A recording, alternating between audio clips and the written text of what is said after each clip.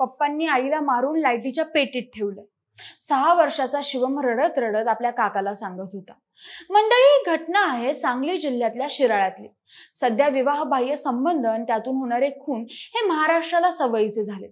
काही दिवसांपूर्वी भंडारा जिल्ह्यात एकाने आपल्या पत्नीचे आपल्याच मित्रासोबत अनैतिक संबंध आहेत या संशयावरून मित्राची चाकू भुसकून हत्या केली।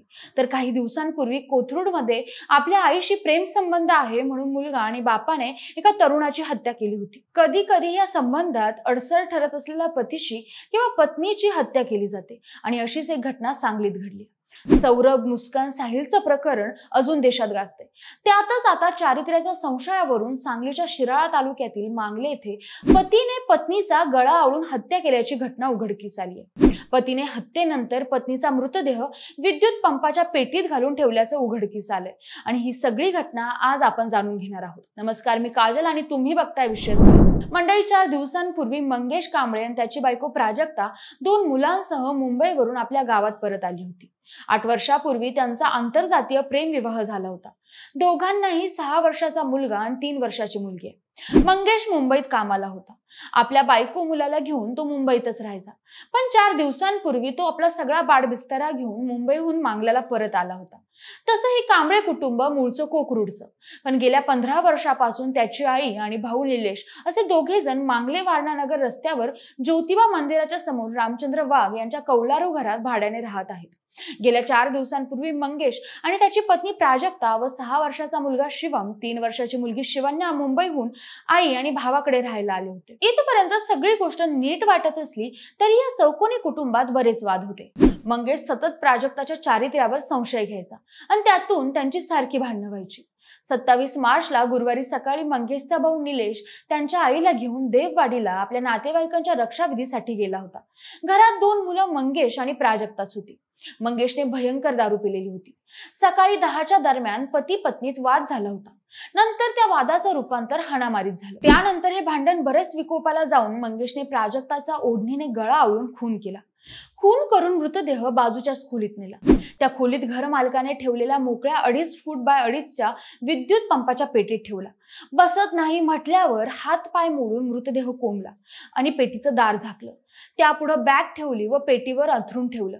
हे सगळं त्याची दोन्ही मुलं बघत होती आणि रडत होती। मग त्याने मुलांना घराच्या बाहेर काढलं। दरवाजाला कुलूप लावून तो पळून जाण्याच्या तयारीत होता, पण त्याची गाडी त्याचा भाऊ घेऊन गेला होता। मग त्याने निलेश याला फोन करून मी शिराळ्याला जाणार आहे, गाडी घेऊन ये असा निरोप दिला।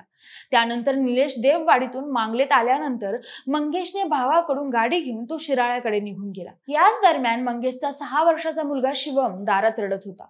त्यावेळी निलेशने त्याला काय झालं विचारलं, तेव्हा त्याने सांगितलं का आई आणि पप्पांचं दोघांचं भांडण होऊन पप्पांनी आईला मारून पेटीत ठेवले। हेकताच निलेशच्या पायाखालची जमीन सरकली। मग निलेशने त्याच्या बहिणीला आणि तिच्या पतीला बोलावून घेतलं। इकडे तोपर्यंत मंगेश गोरक्षनाथ मंदिराजवळ पोहोचला होता। घडलेला प्रकार बघितल्यावर जेव्हा त्यांनी मंगेशला फोन केला तेव्हा त्यांना सांगितलं की प्राजक्ता भांडून निघून गेलीये आणि तिला शोधायला मी शिराळ्याला चाललो। मग त्यांनी त्याला गोरक्षनाथ मंदिराजवळच थांब, आम्ही येतो म्हणून सांगितलं। त्यानंतर गोरक्षनाथ मंदिराजवळ जाऊन मंगेशवर दबाव आणून घडलेल्या घटनेचा जाब त्यांनी विचारला। तेव्हा आता आपण पुरते अडकलोय हे लक्षात घेऊन त्याने खून केल्याचं सांगितलं। त्यानंतर या तिघांनीही त्याला आम्हाला त्रास होईल, तू पोलीस स्टेशनला जाऊन माहिती दे असं सांगितलं। त्यानंतर तो स्वतः शिराळा पोलिसात हजर झाला। दरम्यान दुपारनंतर घटनेची माहिती मिळाल्यावर वाघ यांच्या घरासमोर लोकांनी गर्दी केली होती।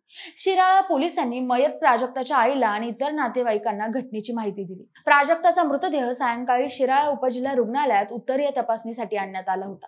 त्यावेळी प्राजक्ताच्या आईने फोडलेला टाहो मन सुन्न करणारा होता। माझ्या पोरीला मारलं, तिने काय चूक केली? मी माझ्या मुलीला फुलासारखं जपलं, तिची अशी अवस्था का केली असा तिचा आक्रोश हृदय पिळवटून टाकत होता।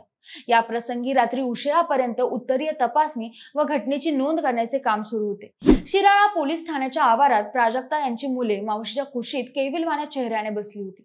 शिराळा पोलीस ठाण्यात प्राजक्ताची आई रजनी जाधव यांनी फिर्याद दिली आहे। मंडळी, प्राजक्ताची हत्या फक्त चारित्र्याच्या संशयावरून करण्यात आली, पण ही काही एक घटना नाहीये। असे कित्येक प्राजक्ता आणि मंगेश शहरात आणि गावात असतात।